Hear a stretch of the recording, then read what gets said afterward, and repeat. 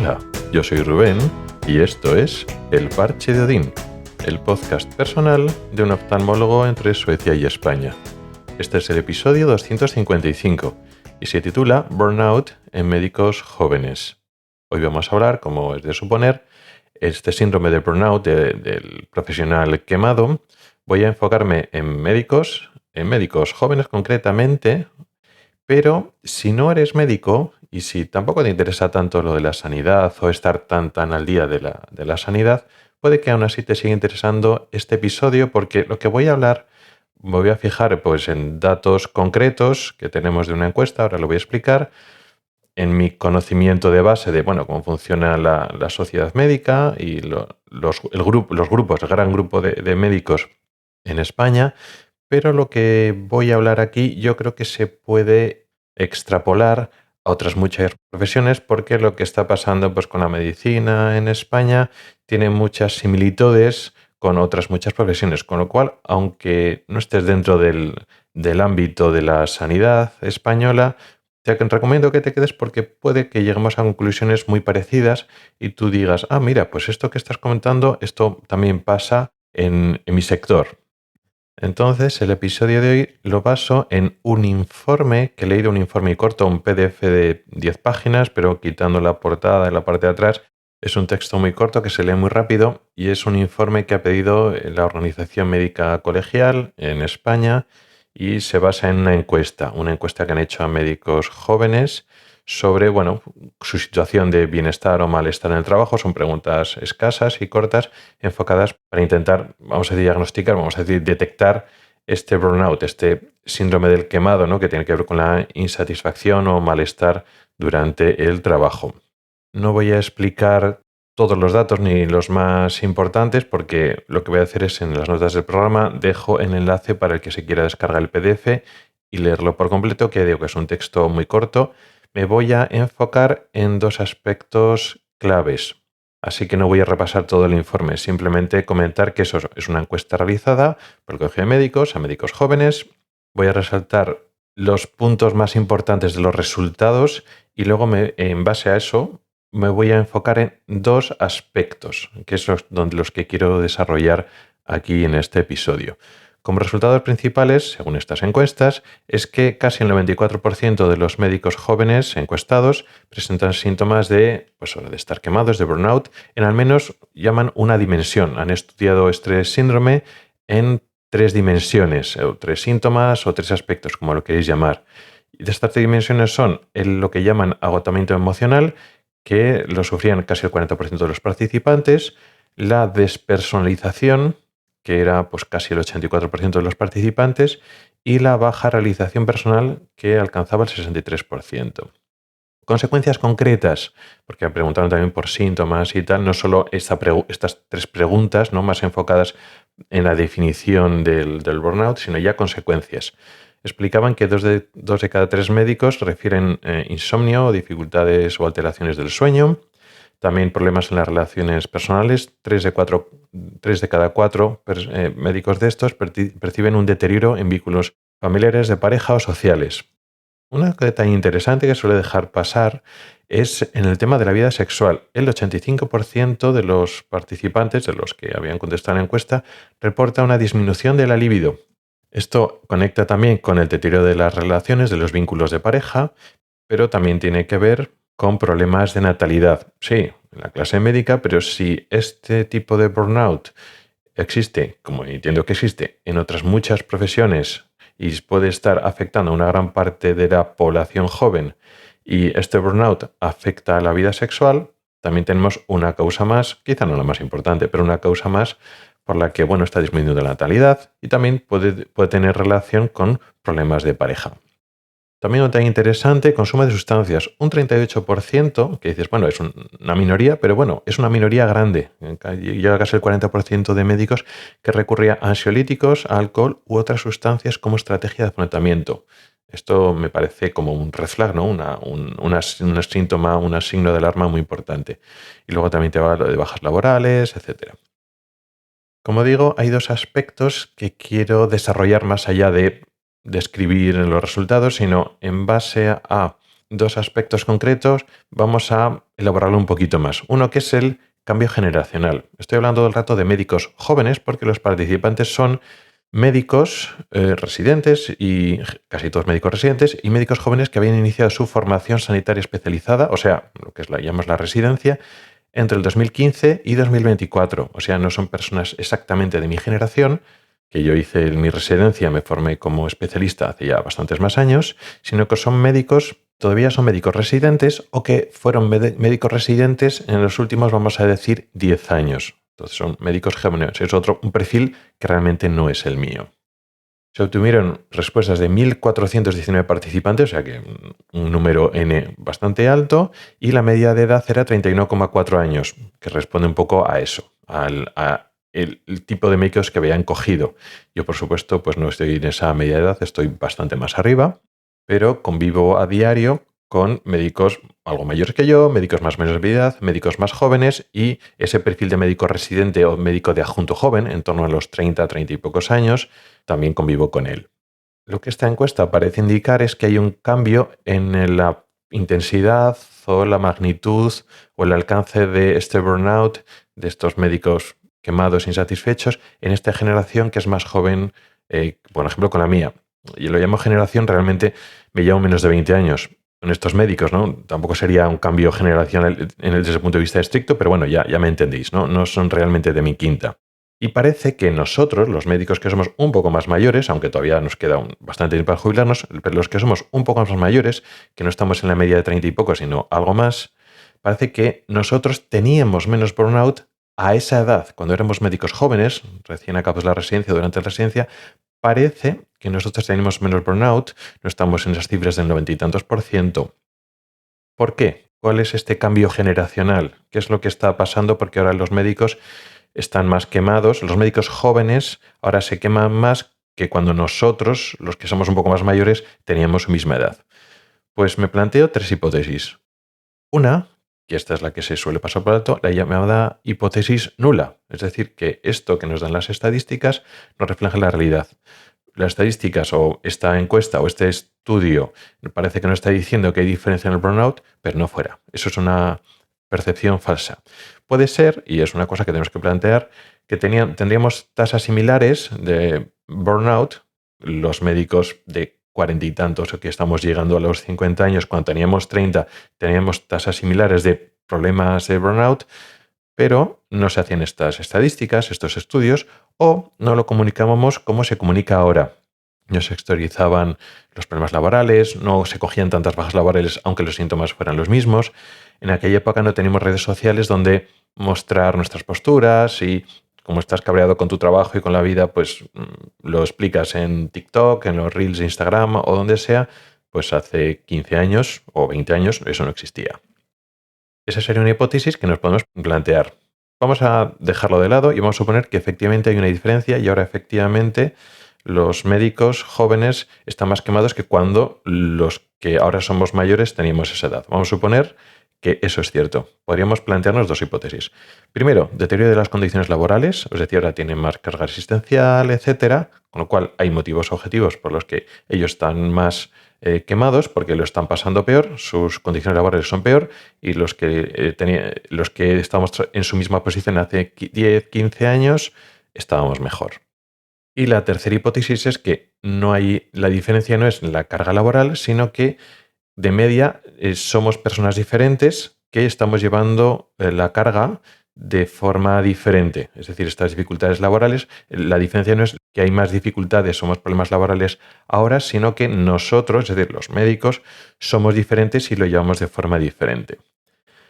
Bien, depende a quién le preguntes, se planteará entre la hipótesis 2, el problema es la carga laboral, o la hipótesis 3, el problema son las personas, te contestarán una cosa y otra. Mi experiencia en cómo veo la carga o cómo se cargan de trabajo, pues la sobrecarga de pacientes o las guardias, ese tipo de condiciones. Estoy hablando en ese momento, ¿no? A estos médicos jóvenes, residentes o adjuntos jóvenes, no hay tanta diferencia en lo que pasaba hace 10 o 15 o 20 años. Puede haber algo de diferencia, pero no es una cosa tan definitiva. No digo que en algunas especialidades o lugares concretos hayan ido peor, por supuesto que sí, pero en global no veo mucha más carga. Más bien al revés. Ahora tienen los médicos más derechos que antes no había. Antes, pues eso, hace 10, 15 años, nos libráramos las guardias muchas veces y ahora, pues sí, y un poco cosas similares. Lo que sí que se veo que se ha deteriorado, hay un matiz muy importante, es que más que ciertas condiciones laborales concretas del presente que están viviendo estos médicos jóvenes, que están más quemados, vamos a asumirlo así, es la situación vital de ellos como médicos. Por ejemplo, las expectativas futuras relacionadas con el propio trabajo. ¿Qué quiero decir con esto? Pues que hace unos años, cuando nosotros éramos más jóvenes y estamos en esa tesitura, sí, en los primeros años de adjunto durante la residencia estabas fastidiado, pero luego después, conforme vas pasando esos primeros años de adjunto y te haces un poquito más mayor, la cosa mejoraba. Tú veías que la cosa mejoraba, porque tú cuando tenías eso, 30 y pocos, veías que tus mentores y los médicos en torno a los 40, 50 años o más, los veías bien, estaban más estables, ganaban más dinero y la carga asistencial o era menor o ellos la llevaban mejor. Con lo cual dices, bueno, pues ahora lo estoy pasando mal, pero ya no solo las condiciones laborales presentes importan, sino las expectativas futuras. Entonces, aunque ahora las condiciones laborales no tengan por qué estar peor obligatoriamente, las expectativas futuro sí que han cambiado. Es diferente cuando yo tenía 30 años, decir, bueno, pues ahora puedo estar más fastidiado, pues me como muchas guardias, descanso menos y tal, pero mira, son unos pocos años, soy joven, puedo, tengo ilusión y tal y cual, y la gente de 35, 40 años, 45 está mejor, disfruta de su trabajo, está más estable, gana mejor, hace menos guardias, está más a gusto. Bueno, pues ya está, o sea, tienes un futuro a medio plazo, es que es otra cosa. Ahora la cosa ha cambiado, porque los médicos jóvenes ven que los de mediana edad no están mucho mejor que ellos. O sea, el que la situación en general de los médicos, sobre todo los médicos que estaban más asentados, haya empeorado, afecta a los médicos jóvenes, porque son sus expectativas futuras. Y bueno, el tema general económico-social, que afecta no solo a la clase médica, ahora estamos hablando de médicos, pero esto lo podemos extrapolar en general a toda la sociedad. Y es que, claro, el empobrecimiento general de la población nos afecta a todos. Y entonces sí, aunque el médico está mal pagado desde hace mucho tiempo, de que los que estamos, cobramos de los que menos de toda la Unión Europea, eso pasa desde hace muchas décadas, esto no es nada nuevo, pero aun con esa queja, hace pocos años, no hace no tanto tiempo, eso cuando yo era más joven, nos sentíamos un poco más acomodados que otros. Es decir, pues sí, cobras menos de lo que crees que deberías, pero te podías meter una hipoteca y llevar un estilo de vida un poco más desahogado, porque te llegaba igual de residente no, pero de adjunto sí. Entonces veías eso como objetivo a medio plazo, no es lo ideal. Cuando veías pues lo que cobraban otros compañeros en Europa, pues te daba rabia, pero bueno, en España no es que fueras rico, pero estabas un poco mejor que otras personas. Ahora está mucho peor. Los médicos de mediana edad y un poco más mayores es que están peor. Y entonces es un poco ese planteamiento más existencial del día a día que te planteas como médico joven de decir, ¿por qué me voy a quedar aquí? ¿Por qué voy a pasarlo mal si es que las expectativas de futuro están peor? Así que si estamos pensando que solucionar la situación actual laboral del médico joven va a solucionar las cosas, pues igual es una parte del problema, no digo que no, pero es una parte menor, porque si las expectativas son malas, si hay mucha más inestabilidad laboral del médico de 35, 40, 45 años, tiene más inestabilidad laboral, inestabilidad económica y encima las condiciones laborales para él están peor, tú como residente, aunque mejoran marginalmente tu situación actual, es que la perspectiva de futuro es mala. Entonces, esta sería una parte. Una parte que es las condiciones del entorno que puede que hayan empeorado en los médicos de jóvenes, en los médicos de 30 años, más que nada porque nos están viendo a los médicos mayores que estamos peor. Pero también, y esto también es polémico, tenemos también que hablar de cómo sobrellevamos las dificultades. Es decir, los médicos de 30 años llevan las dificultades, la frustración, las situaciones adversas en el trabajo de la misma forma que los médicos que tienen 40, 45 años o más. Bueno, pues yo creo, y esto ya es una percepción subjetiva, esto no es realmente científico, yo creo que no liamos de la misma manera. Pero no, con esto no le veo una lectura global totalmente negativo como hacen algunos viejos con los jóvenes. Es decir, bueno, pues ahora los jóvenes no toleran frustración como nosotros y tal. Esta lectura donde lo que ellos hicieron en su época es lo que está bien, tienes que tener aguante y capacidad y no te tienes que quejar y tal, y ahora pues los jóvenes son unos blanditos y enseguida se aflojan ante una mini dificultad laboral. No estoy haciendo esa lectura tan de persona mayor criticando a la juventud, no va por ahí los tiros. Sí que es cierto, pues lo que opino yo, tengo esa sensación de que los que ya no tenemos 30 años, sino algo más, de media tenemos más tolerancia a la frustración o a esforzarnos cuando hay más dificultades, pero esto tiene muchos matices. Y esto no tiene que ser necesariamente algo positivo. Explicado así, suena positivo. Vamos a darle la vuelta. Con esto estamos diciendo que los médicos jóvenes toleran menos y se frustran antes ante las dificultades laborales, quizás en parte porque carecen de cierta resiliencia que tenemos los mayores. Resiliencia, ¿no? Es la famosa frase o la palabra de moda que es un poco el aguante, ¿no? Pero también, esto puede tener parte de verdad, pero también porque entienden que no deben tragar. No solo que no puedan, sino que no es adecuado, no es lo justo, no es lo que tienen que aspirar ellos. Y eso les frustra y les quema, y con toda la razón. O sea que el error igual está en aguantar y tolerar demasiado. Cuando la situación es insostenible, lo suyo es que no la sostengas. Entonces el sostener una situación que no hay que sostener lo conviertes en una virtud cuando no tendría que ser, cuando tendría que convertirse en un defecto. Con lo cual igual estamos haciendo la lectura al contrario. Ahora tampoco nos pasemos al lado contrario, y con esto tampoco le estoy dando la razón a muchos jóvenes, médicos jóvenes, que culpan de la situación actual laboral de los médicos. Pero ya digo, esto lo podemos extrapolar para otros sectores, pero bueno, en la situación laboral de abuso a los médicos es por culpa de los médicos más mayores porque han tragado y siguen tragando. A ver, hay que diferenciar entre un espectro causal y culpa o responsabilidad. Dentro del proceso actual del deterioro de las condiciones laborales está como factor causal o permitivo, o que ha sido un factor que ha permitido que los médicos un poco mayores, en general, hemos ido tragando por esas situaciones. Pero eso, cargar la responsabilidad de que no hayan hecho el trabajo que te hubiera venido bien ahora hacerlo, claro, responsabilizar es un poco, tampoco es justo. Voy a poner un ejemplo que igual se entiende mejor. Vamos a suponer que estamos en un barco que se está hundiendo y pues la gente está escapando y el que iba delante tuyo, por las escaleras o saliendo a la cubierta, se ha tirado al agua y ha ido nadando hasta agarrarse a algo que flota. Y te enfadas con esa persona que iba delante tuyo porque no ha ido a soltar el bote salvavidas. Efectivamente, si esa persona se hubiera ido al bote salvavidas a soltarlo, tú cuando sales a la cubierta ya tendrías un bote salvavidas suelto, puesto y preparado para recogerte a ti. Esa persona que iba adelante no ha hecho eso y se ha echado al agua y ha ido a nadar a recogerse a algo para que flotaba. Con lo cual, pues el bote salvavidas lo tienes que soltar tú si quieres ir en ese bote salvavidas. Y te enfadas con la persona que iba adelante porque ha hundido el barco. No. O sea, la culpa de que el barco se haya hundido no es de esa persona. Esa persona se ha intentado salvar como buenamente ha podido. Igual no ha visto el bote salvavidas, estaba muy lejos, ha pensado que para él era mejor nadar. Sí, si hubiera dado la casualidad de circunstancias que los que iban delante habían preparado ese bote salvavidas, esa circunstancia que a ti te hubiera venido mejor, si hubieran luchado esa guerra, te hubiera venido bien. Pero la culpa del que el barco se hunda, la culpa de que el sistema sanitario vaya mal, no es que esos médicos lo estén haciendo, no son los agentes activos, son los sufridores. Un sufridor como tú que ha buscado una solución como ahora estás buscando tú. Entonces sí, los médicos mayores no tienen la culpa de que el sistema sanitario se hubiera ido degradando. Hicimos en un momento huelgas que tuvieron un éxito muy moderado. Había voces críticas, hace 10, hace 15, hace 20 años había voces críticas, pero no se consiguió.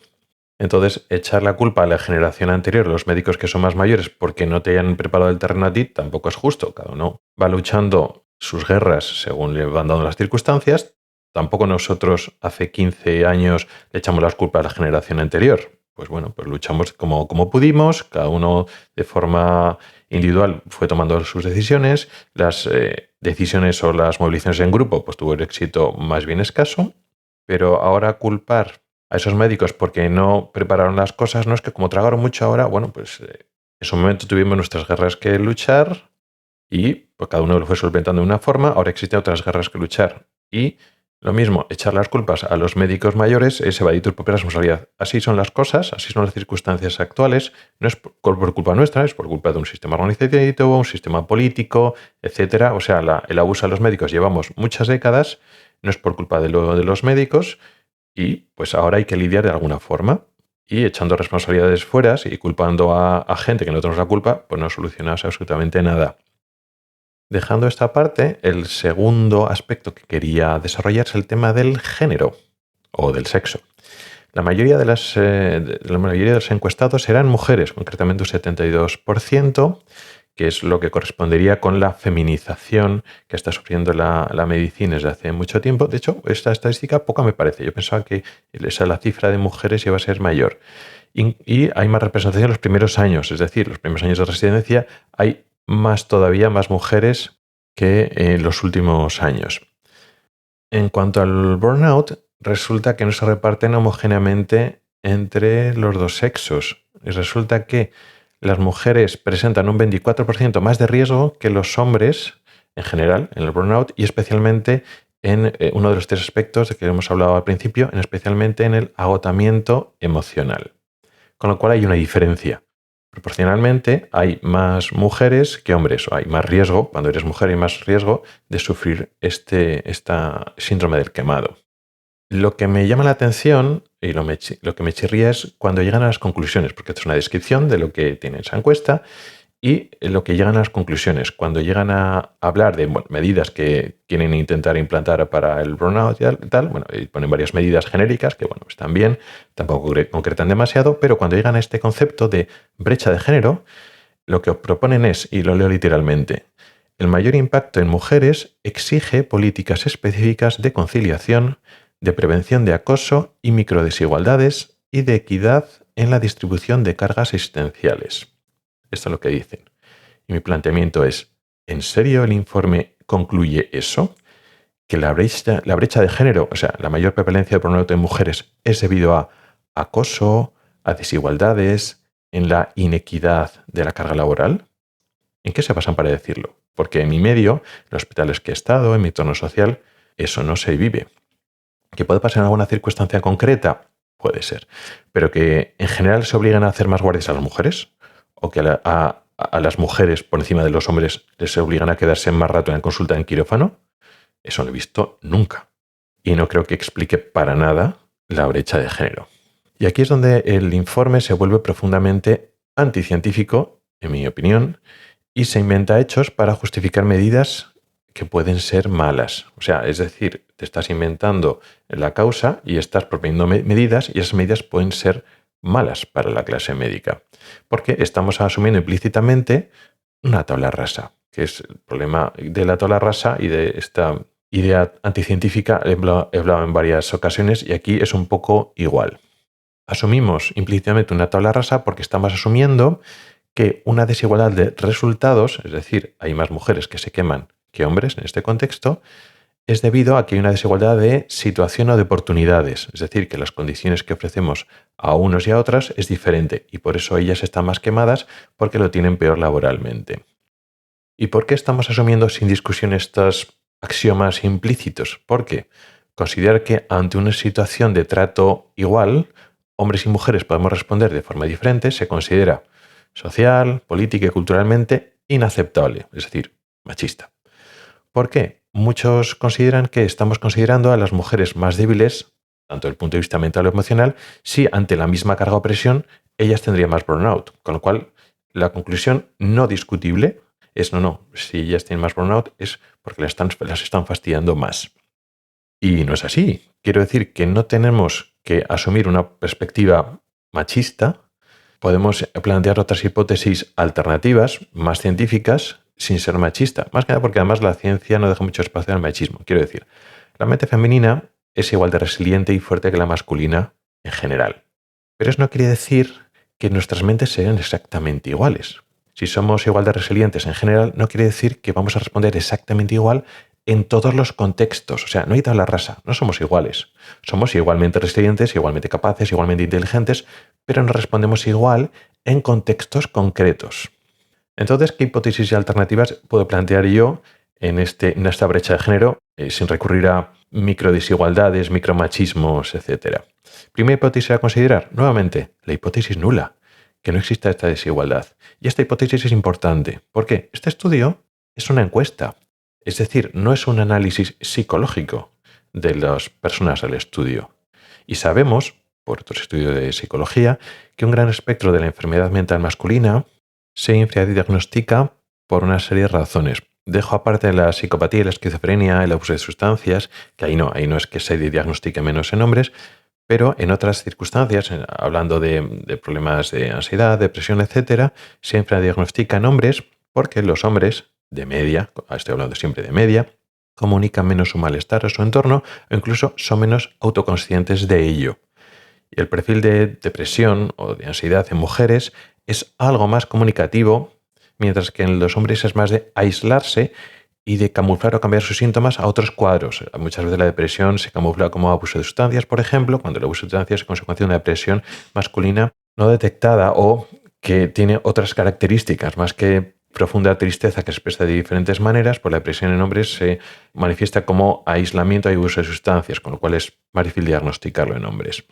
Incluso en cuadros no tan extremos como eso, pues cierto tipo de distimia o el malestar psicológico, las mujeres buscan de media más apoyarse en su entorno social, en comunicarlo.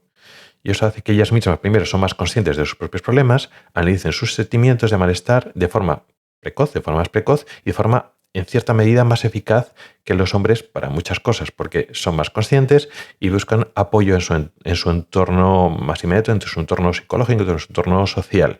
Mientras que los hombres, de media, son más de callar y tirar para adelante, pero no solo se dan cuenta y deciden voluntariamente no comunicarlo, que también, sino muchas veces que no son tan conscientes, tienen que estar mucho peor para darse cuenta que su psique no está funcionando bien. Y nuevamente, este informe no es una entrevista que realiza un psicólogo a cada participante y entonces hace una serie de test, una serie de entrevistas y averigua si esa persona está bien o está mal. No es un diagnóstico de burnout que hace un profesional o un psicólogo o un psiquiatra, no. Es una encuesta. Entonces, en esa encuesta, la gente cuenta lo que quiere contar, la gente cuenta lo que es consciente de cómo está. Pero sabemos, por otros estudios, que los hombres y mujeres respondemos de forma diferente a este tipo de malestar y alteraciones mentales, con lo cual es plausible plantear que no haya esta brecha de género, o incluso que haya una brecha de género inversa. Podría ser plausible que los hombres tengan más burnout que las mujeres y, sin embargo, en la encuesta parece que las mujeres tienen más, porque lo exteriorizan más. Si este fuera el caso, que no hubiera una brecha de género o que incluso la brecha de género se hubiera invertido, puede ser que estas políticas específicas de conciliación y protección de las mujeres pueda precisamente proteger, que no esté protegiendo al sector más afectado, con lo cual tomar estas decisiones con estas malas hipótesis puede llevar a producir más daño que beneficio. También tengo una segunda hipótesis, y es que puede ser que esta brecha de género sea real, que las mujeres se queman más que los hombres en este contexto de médicas jóvenes, y eso no significa que las mujeres tengan menos aguante que los hombres, no. Puede ser que en este contexto concreto respondemos diferentes. Los hombres y las mujeres buscamos de media algo diferente cuando trabajamos. Ambos, hombres y mujeres, al trabajar, en general, y al trabajar en medicina, buscamos, primero, ayudar a la gente, y el rol de cuidador, y segundo, estatus. Estatus entendido también como prestigio social, pero también estatus en otro sentido de aumentar las competencias y aumentar tu autoestima al ir cumpliendo tus sueños y alcanzar las competencias y capacidades. Ambos, hombres y mujeres, buscamos las dos cosas. Cuando somos los médicos y las médicas buscamos ese tipo de cosas, pero no lo buscamos de igual manera. Estos dos elementos no pesan de igual manera de media en hombres y mujeres. Las mujeres son de media más cuidadoras. Por supuesto que los hombres que hemos hecho medicina buscamos evidentemente ayudar a nuestros pacientes y posiblemente los hombres que nos hacemos médicos seamos más cuidadores que la media masculina. Por eso hemos hecho medicina, porque es un oficio que va sobre personas cuando los hombres de media se dedican más a cosas que a personas, mientras que las mujeres se dedican más a personas. Los hombres que nos dedicamos más a medicina somos más de la parte de hombres que somos más cuidadores, somos un poco de la parte más atípica, ¿no? Si pensamos en la distribución de la campana de Gauss, somos más los hombres que estamos más pegados a la cola y en este aspecto concreto de ser cuidadores nos parecemos más al rol más femenino, por si lo queremos ver así. Pero aun con esas, podemos esperar que el cuidado a las personas recompensa más a las mujeres que a los hombres, como siempre, de media. Pero con el estatus pasa al contrario. Claro que las mujeres, que las médicas, el ir consiguiendo un estatus adecuado de acuerdo a su categoría profesional, por supuesto que las llena, pero quizás a los hombres les llene más de media. Por eso es razonable pensar que la consecuencia de alcanzar competencias, seguir siendo mejor clínico, mejor cirujano, etcétera, produzca más recompensa psicológica a hombres que a mujeres, como siempre, de media. Por lo tanto, si recibimos una recompensa psicológica de forma diferente, es razonable que el burnout sea diferente sin tener que afirmar que un sexo sea más resiliente que otro. Significa que en diversas circunstancias las recompensas que recibimos compensan en cierta medida las adversidades del trabajo de forma diferente en ambos sexos. Si esto fuera verdad, que este planteamiento sigue siendo una hipótesis en base de cómo funcionamos de forma diferente en general, pero esto no está demostrado y validado en este ejemplo concreto. Pero si esto fuera verdad, podemos hacer una lectura. La medicina se ha feminizado y eso causa una fricción con un sistema que hemos heredado de décadas previas, donde era una profesión con adversidades, con problemas y tal, pero era una profesión de hombres. Y en un contexto de hace años donde los hombres aceptaban maltrato profesional o carga existencial durante unos años a cambio de un estatus, de un prestigio social, etcétera, quizá un mejor sueldo a futuro, eso funcionaba de media mejor en una mentalidad más masculina, pero no funciona tan bien en una mentalidad más femenina. A ver, tampoco funciona para hombres, quiero decir, que a día de hoy el médico ni se le da tanto prestigio y desde luego el tema económico también ha empeorado. Pero además, al feminizarse la profesión, de media las mujeres es que no encaja bien en este trato. Es decir, te maltrato profesionalmente, pero oye, te doy un estatus y tal. No, o sea, ya no nos cuela a hombres porque la cosa ha empeorado, pero es que mujeres este trato va a colar mucho menos porque es que el estatus no merece tanto la pena. Con lo cual, la conclusión que puedo hacer yo, si todo esto fuera verdad, que estamos hablando un poco, estamos especulando, ¿no? Pero bueno, en este caso, la visión femenina del problema puede ser la que mejor nos salve de la situación actual. Ahora los médicos y médicos jóvenes no quieren tragar con lo que hay ahora, y eso está muy bien, porque además intolerancia es lo que quizás, y digo quizás, nos puede llevar a cambios laborales y reformas estructurales que solventen los problemas, o por lo menos parte de los problemas. Y es que son más las médicas que los médicos los que dicen que no. Eso es lo que pienso yo.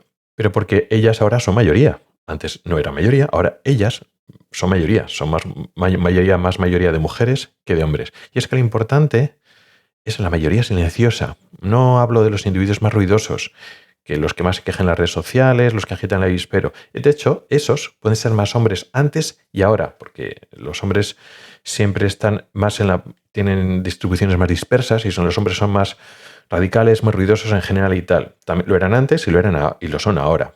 Pero lo importante no solo son estas personas ruidosas que más ruido hacen, sino la mayoría silenciosa. Y antes, aunque hace 15 años y 20 años había gente que protestaba contra la situación y que quería un poco movilizar a la gente, pues la mayoría silenciosa tragaba. Y la mayoría, que hace unos años era más masculina, tragaba. Pues les estaban fastidiando en el trabajo, pero les compensaba. Con lo cual, si hace 15 años que había algunos pocos que querían protestar y movilizar, pero la gente en general transigía, eso no llevaba a ningún sitio. Pero ahora la mayoría silenciosa, que por definición es mayoría femenina, porque se ha feminizado mucho la profesión, ahora por lo que sea parece, o quiero pensar, si estoy siendo demasiado optimista, pero quiero pensar que ahora ya no está tan dispuesta como antes, por diferentes razones, por un cambio cultural, etcétera, que eso es fantástico, que no tiene que ver con el sexo, porque las situaciones efectivamente han empeorado, que quizá no las situaciones actuales, sino las perspectivas de futuro, con lo cual tú ves como médico en el futuro y dices, no, ya no es que ahora me lo esté pasando mal o me estén fastidiando, es que en 10, 15 años no voy a estar mucho mejor, entonces ya no transijan. Pero igual una parte de eso es que en la mentalidad o la psicología femenina de media está dispuesta menos a tolerar este problema. Y eso lo veo como algo positivo. O sea, que haya una brecha de género que sea real y que no se deba a que estén tratando mejor a las mujeres. La lectura no es que las mujeres tienen menos resiliencia o menos capacidad de tolerar. No. cargas de trabajo. No van por los tiros. Igual es que las mujeres no están tan dispuestas en este contexto. Y que el problema no es de las mujeres, sino más una mentalidad masculina heredada de hace varias décadas, trasnochada, que ni los hombres de ahora, ni mucho menos las mujeres de ahora, están dispuestos a tragar. O sea, ¿qué me ofreces por este maltrato laboral? Esto, pues, no me compensa. Así que estoy en una postura que puedo aceptar que hay brecha de género, que esa brecha de género no significa una postura machista o hablar peor de las mujeres, sino casi al contrario, sino que una perspectiva más moderna, más mixta o más feminizada de cómo están los problemas es donde lo que puede salvar el problema y puede reformarlo y puede cambiarlo. ¿Y tú qué opinas? ¿Tú harías una lectura diferente de la situación del burnout en la sanidad, en los médicos españoles?